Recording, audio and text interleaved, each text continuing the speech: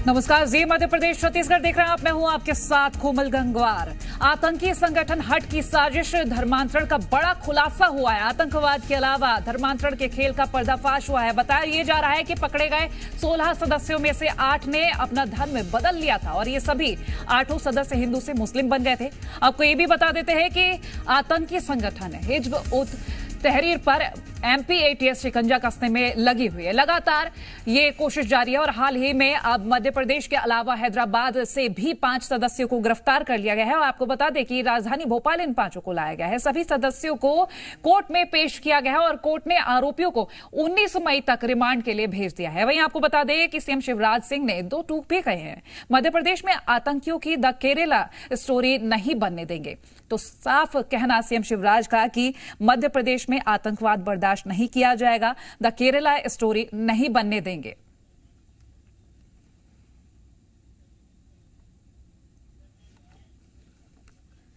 और देखिए बड़ी खबर, आतंकी संगठन हट को लेकर बड़ा खुलासा सामने आया है। हट सदस्यों की गिरफ्तारी से जो बड़ी खबर आ रही है सामने। बता दें गिरफ्तार 16 सदस्यों में से 8 ने धर्म परिवर्तन किया था और इसका खुलासा हुआ है। 8 सदस्य हिंदू धर्म बदलकर मुस्लिम बने थे, जिसमें भोपाल से पकड़े गए 10 सदस्यों में से 5 लोगों ने इस्लाम कबूल किया था। आपको बता दें कि भोपाल से पकड़े गए जिम ट्रेनर यासीन खान और हैदराबाद से गिरफ्तार सलीम इसका सरगना है। जानकारी ये मिली है कि जिम ट्रेनर ने हिंदू लड़की से शादी कर उसका धर्म परिवर्तन कराया था। सौरभ ने सलीम बनकर अपनी पत्नी का धर्म बदलवाया था। ओडिशा का देवी प्रसाद पांडा अब्दुल रहमान बना। हैदराबाद का बक्स वेणु कुमार मोहम्मद अब्बास बन गया।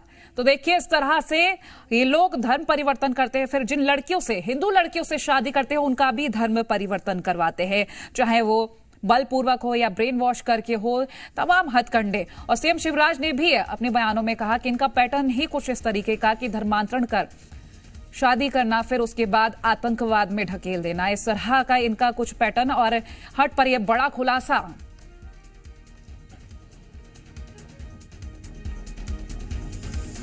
तो देखिए हट की साजिश पर गृह मंत्री नरोत्तम मिश्रा का भी बयान सामने आ गया है। नरोत्तम मिश्रा ने चेतावनी देते हुए कहा कि किसी को भी बख्शेंगे नहीं, हर कनेक्शन की परत दर परत खुलासे करेंगे। नरोत्तम मिश्रा ने यह भी बताया कि सरकार जिहादी कॉकरोचों के लिए पेस्टिसाइड की तरह काम कर रही है। कुछ युवकों ने युवतियों को लव जिहाद में फंसाया और फिर उनका धर्मांतरण करवाया। और इस दौरान गृह मंत्री ने कांग्रेस पर भी निशाना साधा और कहा कि धर्मांतरण जैसे मुद्दे पर इन लोगों ने चुप्पी साधी है और ये बताती है कि आखिर किस तरह के घटनाक्रमों के बारे में ये क्या सोचते हैं।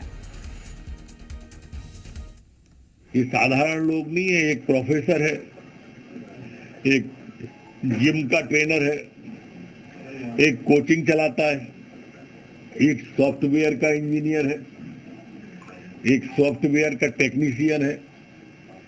इस तरह के लोग ये लव जिहाद जैसे काम में लगे हुए थे।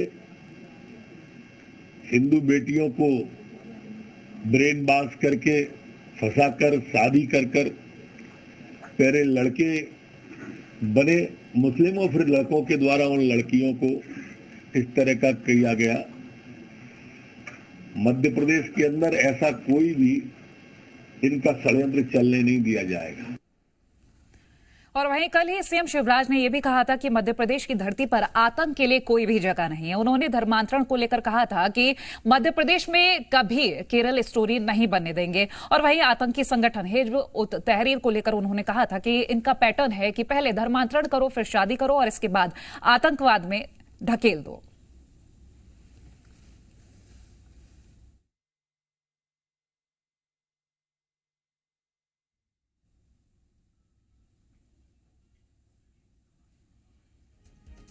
तो सीएम शिवराज का बयान, मध्य प्रदेश की धरती पर आतंक के लिए कोई जगह नहीं है, प्रदेश में कभी भी केरल स्टोरी नहीं बनने देंगे। आतंकी संगठन हिज्ब उत तहरीर का पैटर्न है कि पहले धर्मांतरण करो, फिर शादी करो, इसके बाद आतंकवाद के दलदल में ढकेल दो।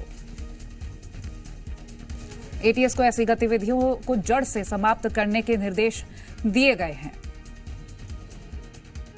इनका जो पैटर्न है, पहले धर्मांतरण करो, धर्मांतरण करके फिर बेटी से भी शादी करके उसको धर्मांतरित करो और उसके बाद उसको आतंकवाद के दलदल में धकेल दो। मध्य प्रदेश को किसी भी कीमत पर हम केरल स्टोरी नहीं बनने देंगे। इनका जो पैटर्न है, पहले धर्मांतरण करो। और इसी मुद्दे पर चर्चा करेंगे। खास मेहमान हमारे साथ जुड़ रहे हैं। बीजेपी प्रवक्ता नेहा बग्गा हमारे साथ जुड़ रहे हैं, कांग्रेस प्रवक्ता सिद्धार्थ राजावत हमारे साथ जुड़ रहे हैं और हमारे संवाददाता अजय दुबे हमारे साथ जुड़ गए हैं। स्वागत है आप सभी का जी मध्य प्रदेश छत्तीसगढ़ पर। पहले अजय, मैं आपसे अपडेट लेना चाहूंगी कि आपकी अपडेट क्या है।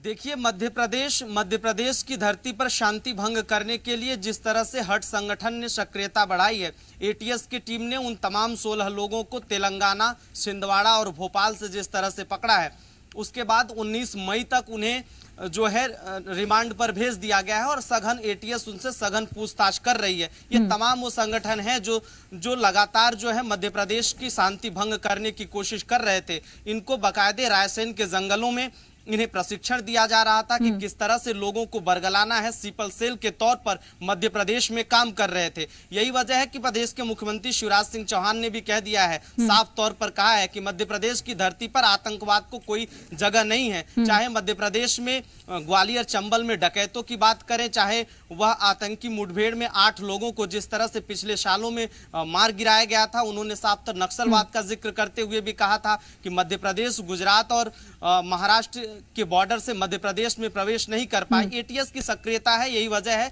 कि इन सभी आरोपियों को पकड़ा जा चुका है और उनसे सघन पूछताछ की जा रही है। और ये किन लोगों से बातचीत करते थे, कहां से इन्हें फंडिंग की जाती थी, तमाम पहलुओं पर अब इनसे पूछताछ की जा रही है, क्योंकि 19 मई तक इन्हें रिमांड पर लिया गया है। ये इस्लामिक संगठन साफ तौर पर है, उन भोली भाली लड़कियों का ब्रेन वॉश करते थे और धर्मांतरण के रास्ते इन लोगों को आतंकवाद। ठीक, अजय मैं लौटती हूँ आपके पास। बीजेपी प्रवक्ता नेहा जी आपके पास आना चाहूंगी। नेहा जी, मेरा सवाल आपसे ये, पहले तो जिस तरह से काम किया जा रहा है, प्रदेश सरकार जो निर्देश देती है और अब हट का जो खुलासा, बड़ा खुलासा हुआ, इससे पहले भी पीएफआई को लेकर बात कर ले, सेमी को लेकर बात कर ले, प्रदेश सरकार के नेतृत्व में काफी बड़े काम किए गए हैं और ये एक बड़ी सफलता है प्रदेश सरकार की।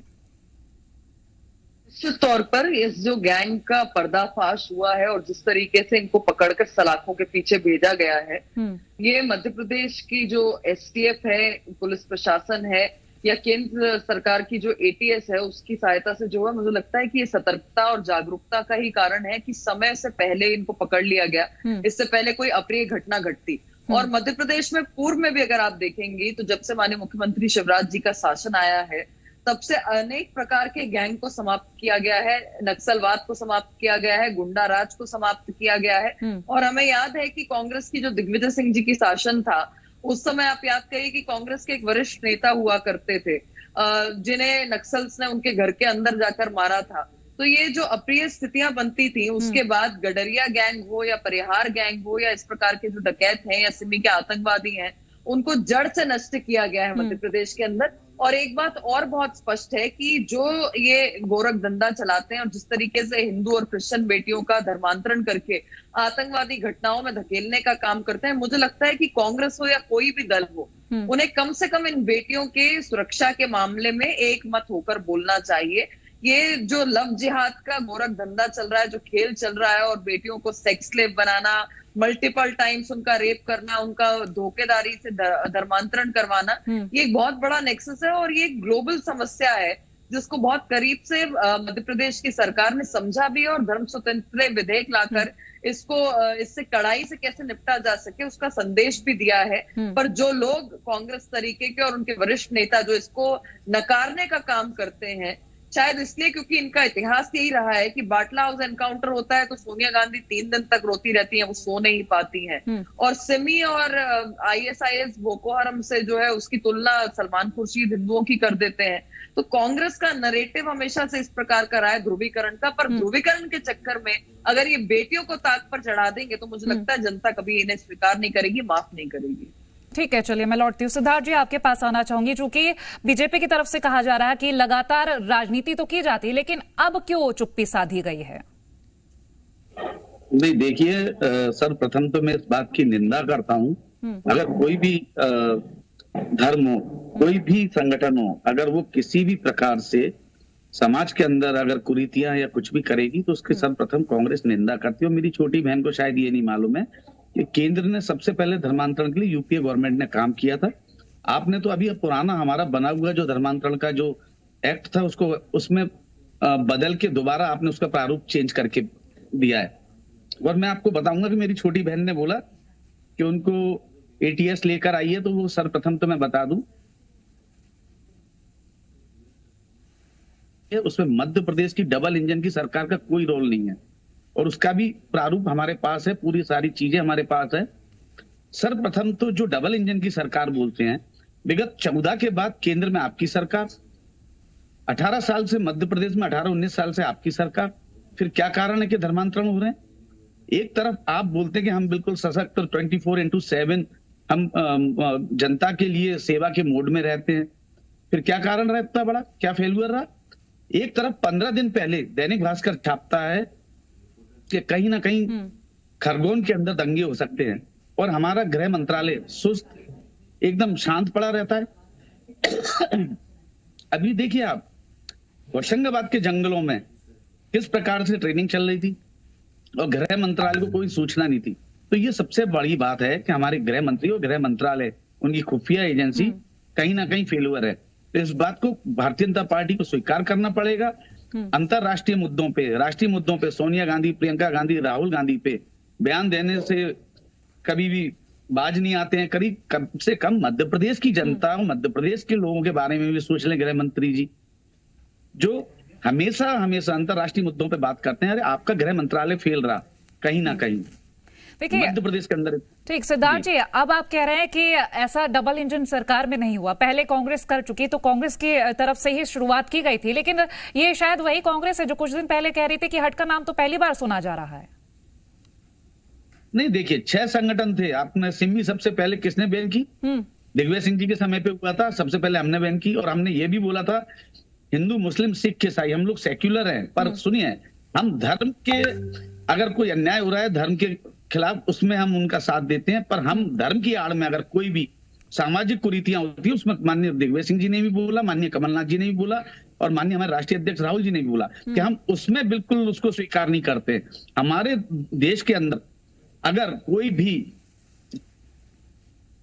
हिंदुत्व की या हिंदू की बात खतरे में आती है या उसमें कहीं भी कोई भी धर्म को, हिंदू, मुस्लिम, सिख, ईसाई को कोई भी खतरा पहुंचाते हैं तो उसमें कांग्रेस पार्टी सदैव उनके साथ रहती है। हमारा लेकिन सिद्धार्थ जी, जब जांच की बात उठ रही होती है तब उस मुद्दे पर राजनीति कर दी जाती है, जब परिणाम आ जाते हैं तब उस पर क्रेडिट लेने की बात आ जाती है। आखिर ऐसा क्यों?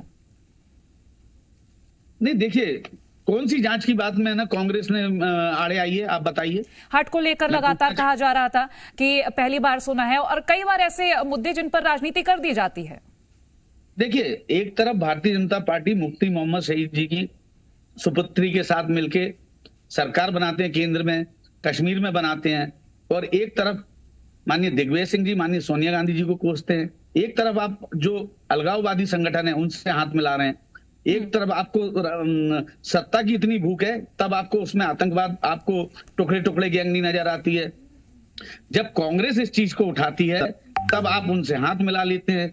सीधी सीधी बात है, आज भी प्रियंका गांधी जी ने एक ही बात बोली है कि आप हिंदू, मुस्लिम, धर्म, जाति, मंदिर, मस्जिद छोड़ के भारतीय जनता पार्टी आमने सामने आके कांग्रेस से चुनाव लड़ ले।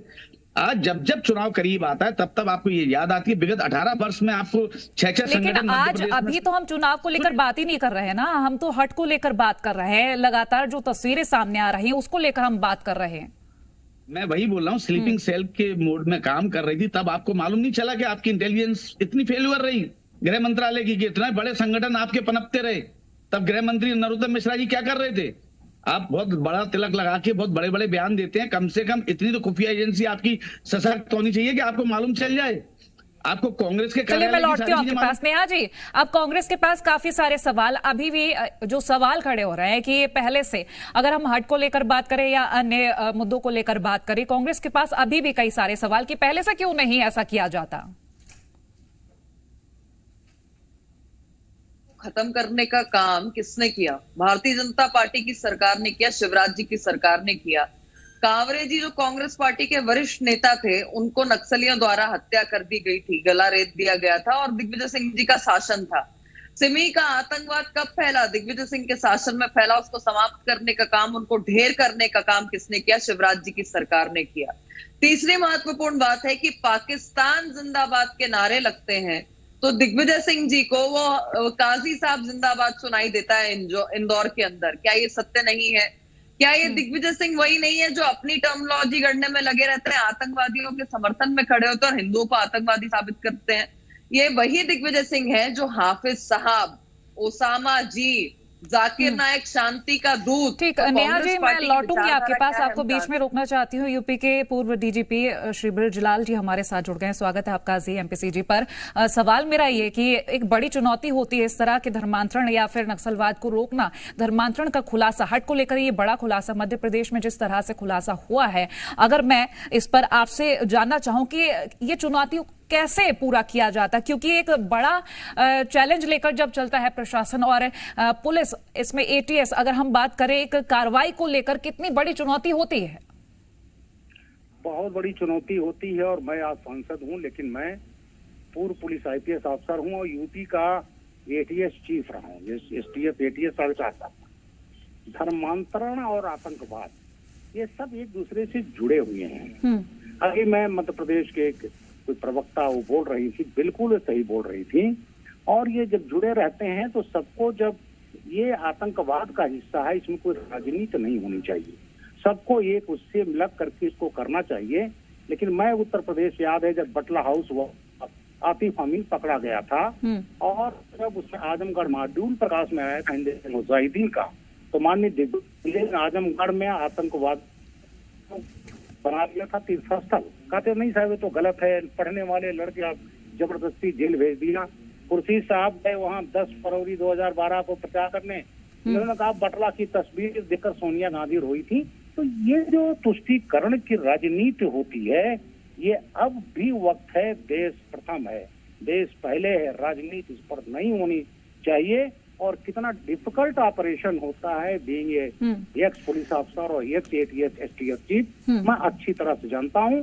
तो ये धर्मांतरण, देखिए मेन चीज इनका है भारत को गजवाए हिंद बनाना, इस्लामिक इंडिया, दारुल हर्ब से दारुल इस्लाम, ये बनाना लक्ष्य, इतना नहीं। ब्रिजलाल जी एक और सवाल मेरा आपसे, क्योंकि ये जो लोग पकड़े गए हैं, अगर हम इनको लेकर ही बात करें या ऐसे कई और मामले भी सामने आते हैं, ये लोग हम लोगों के बीच में ही रहते हैं और ऐसे रहते हैं जैसे इनके बारे में कुछ पता भी नहीं चलता। कई सारे ऐसे लोग जिनको बताया जा रहा है इनका शांत स्वभाव है, कई सारे ऐसे लोग जिनके बारे में लोग कह ही नहीं सकते कि वो इस तरह के धर्मांतरण के मामलों से जुड़े होंगे। ऐसे लोगों को पता लगाने में, इनके बारे में पता लगाने के लिए एक खास रणनीति तय की जाती होगी, ये बहुत बड़ी चुनौती होती है। बिल्कुल है, बड़ी रणनीति, और ये हमारी इंटेलिजेंस है, हम लोग उसको देखते हैं। इसमें सेंट्रल एजेंसीज का बड़ा रोल होता है और इसको करके ये अपने समाज में रहते हैं। इनको देख करके लगेगा कि बड़े भले आदमी हैं। जब पकड़े जाते हैं लोग, सारे साहब आपने भले आदमी को पकड़ लिया। तो ये हमारे पास क्योंकि एक्सपर्टाइज है और मध्य प्रदेश भी सिम्मी का बहुत बड़ा गढ़ रहा है और इसके कुछ लड़के वहां पर पुलिस वालों पर हमला करके मारा था। और यूपी के बिजनौर आए थे, बिजनौर में एक ब्लास्ट हो गया, उसके बाद भागे बाद में मध्य प्रदेश में मारे गए थे और उस पर भी बहुत राजनीति हुई थी। तो ये देखना है, सिम्मी बैन हो गई 2001 में, माननीय अटल बिहारी वाजपेयी जी ने बंद किया। और सिम्मी जब बंद हुई तो किसी न किसी नाम से कोई संगठन बनाएंगे। बिल्कुल। उसके बाद इन्होंने कर्नाटक में उसावा कमेटी बन गई, फिर आपको इंडियन मुजाहिदीन बना। इंडियन मुजाहिदीन वो संगठन है सिम्मी का कहिए उसी का अगला रूप, जिसने देश में करीब 1000 लोगों को मार दिया। जयपुर ब्लास्ट, अहमदाबाद ब्लास्ट, बटला हाउस, आपका जर्मन बेकरी ब्लास्ट, बॉम्बे का लोकल ट्रेन का 209 मार दिया था। बिल्कुल और लगातार एक के बाद इस तरह के संगठनों के नाम सामने आ ही रहे हैं। बहुत शुक्रिया ब्रिजलाल जी हमारे साथ जुड़ने के लिए। वापस से मैं नेहा जी आपके पास ही आना चाहूंगी, क्योंकि मुद्दे ऐसे होते हैं कि उनको लेकर बातचीत करना भी बनता है, लेकिन राजनीति करना जरूरी नहीं है, क्योंकि ये इतने सेंसिटिव मुद्दे होते हैं, इन पर हम अगर बातचीत कर रहे हैं तो जरूरी नहीं है कि राजनीतिक मोड़ पर ही उन्हें ले जाया जाए। ऐसे में अगर हम जरूरत की बात करें, क्योंकि लगातार कांग्रेस कई सवाल खड़े कर रही है कि ये जो लोग पकड़े गए इनको लेकर पहले से कार्रवाई क्यों नहीं की गई, क्योंकि अब डबल इंजन सरकार को लेकर कांग्रेस ये कह रही है कि डबल इंजन सरकार के नेतृत्व में कुछ नहीं हुआ। उठाती है, मुझे लगता है लगता है कि उन्हें आत्मावलोकन करना चाहिए, क्योंकि आपको याद होगा कि जब कांग्रेस की सरकार केंद्र में और राज्य में हुआ करती थी तो हमने लगातार क्या देखा। मेरा तो पूरा बचपन ऐसे ही निकला, आई एम श्योर आपका भी ऐसे ही निकला होगा। पार्क में गए तो किसी डब्बे को हाथ मत लगाना, किसी बेंच के नीचे कुछ हो सकता है, ट्रेन में सफर किया तो ट्रेन में कहीं पर ब्लास्ट हो सकता है। और कौन सा ऐसा प्रदेश है और कौन सा प्रदेश का कौन से ऐसा शहर है जहां पर इस प्रकार की अप्रिय घटना नहीं घटी, जहां पर ब्लास्ट नहीं हुआ करते थे, जहां पर आतंकवादी घटनाएं नहीं हुआ करती थी। आज आतंकवादी अपने पैर पसारे उससे पहले उनकी गिरफ्तारी हो जाती है। आज प्रश्न ये है कि आपकी डिबेट को शुरू हुए लगभग 20 मिनट हो चुके हैं, पर कांग्रेस के प्रवक्ता ने लव जिहाद जैसी घटनाओं पे कुछ नहीं कहा। जो इन आतंकवादियों ने कई हिंदू बेटियों का धर्मांतरण करवाकर उनको इस प्रकार की आतंकवादी घटनाओं में धकेलने का काम किया है, उसको भी पकड़ने का काम किसने किया? और आधी अधूरी जानकारी के साथ आते हैं। मैंने बहुत स्पष्ट बताया कि मध्य प्रदेश की एसटीएफ और केंद्र की एटीएस ने मिलकर इनकी गिरफ्तारी करी है। और केवल मध्य प्रदेश नहीं बल्कि हैदराबाद से भी इनको पकड़ के लाया गया है और वहां की तेलंगाना की पुलिस ने उस कार्रवाई को पकड़ के सुपुर्द किया है। कुछ कहना चाह रहे हैं, बोले। तो कांग्रेस पार्टी के पास जानकारियां कुछ होती नहीं है। आपको उसी प्रकार से याद होगा कि पिछले दिनों जब पीएफआई अपने पैर पसार रहा था, सरकार की बेंच। देखिए, जानकारियों की बात कर रही है मेरी छोटी बहन, तो मैं इनको सर्वप्रथम बता दूं कि 17 फरवरी 2017 में आरएस का पूरा सेक्टर जम्मू कश्मीर में 2 आतंकवादी पकड़े जाते हैं और उनको पकड़ के जब उन पे कार्रवाई करती है तो यही भोपाल था। इसी भोपाल के अंदर बलवीर सिंह नाम के सचिन सक्सेना 9 लोग पकड़े जाते हैं जो विश्व हिंदू परिषद और बजरंग दल से संबंध रखते हैं। और सुशील शर्मा जो ब्लूप्रिंट ग्वालियर के एयरपोर्ट का देता है वो पकड़ा जाता है, और वो भी भारतीय जनता पार्टी के एक पार्षद का भाई होता है। और जबलपुर में वो कॉर्पोरेशन में है, वो म्युनिसिपल कॉर्पोरेशन में उसका एक भाई पकड़ा जाता है, वीरेंद्र यादव। तो कम से कम आप मुझको रिकॉर्ड और उसकी बात ना करें। और वो सारे के सारे आईएसआई के लोग 3000 सिम पकड़ी जाती है, 30 लैपटॉप पकड़े जाते हैं, 30 मोबाइल पकड़े जाते हैं, और सबके अकाउंट में आईएसआई ने पैसा ट्रांसफर किया था। और हमारे देश के संवेदनशील गृह मंत्री वो जब मंच पे होते हैं, उनके संग आतंकवादी होता है, वो मंदिर में जाके हिंदू की हत्या कर देता, तब हिंदू खतरे में नहीं होता, तब आप लोग कोई सवाल नहीं उठाते हैं। मंदसौर के रतलाम के अंदर सिद्धार्थ जी सवाल यही है कि आखिर इन मुद्दों पर राजनीति क्यों होती है? क्यों नहीं इन्हें रोकने की कोशिश की जाती है जब लव जिहाद जैसे मुद्दे आते हैं या फिर धर्मांतरण जैसे? अगर हम बात करें नक्सलवाद को लेकर, तमाम चीजों को रोक लगाने की बात की जा रही है, उस पर राजनीति करने की नहीं। चलिए नेहा जी और सिद्धार्थ जी बहुत शुक्रिया, और अजय आपका भी शुक्रिया, तमाम जानकारी आपने हमसे साझा की। तो देखिए लगातार तमाम मामले सामने आते हैं, हट को लेकर बड़ा खुलासा हुआ, लगातार कार्रवाई भी जारी है और उम्मीद ये की जा रही है कि इससे जुड़े हुए और भी तार सामने आएंगे, क्योंकि गृह मंत्री नरोत्तम मिश्रा ने साफ कह दिया कि प्याज की तरह दर परत दर एक एक करके खुलासे होंगे। इसी के साथ हमारी इस खास पेशकश में इतना ही। देखते रहिए जी मध्य प्रदेश छत्तीसगढ़। नमस्कार।